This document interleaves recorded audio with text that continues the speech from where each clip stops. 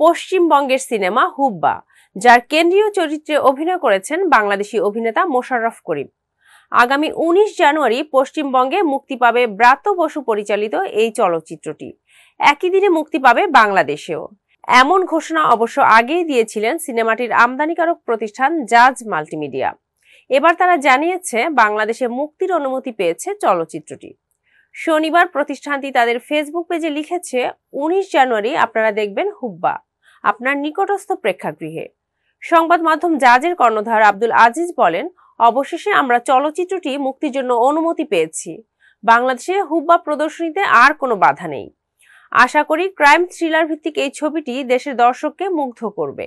উল্লেখ্য, পশ্চিমবঙ্গের কুখ্যাত গ্যাংস্টার হুব্বা শ্যামলের জীবনের ঘটনা নিয়ে তৈরি হয়েছে হুব্বা সিনেমাটি।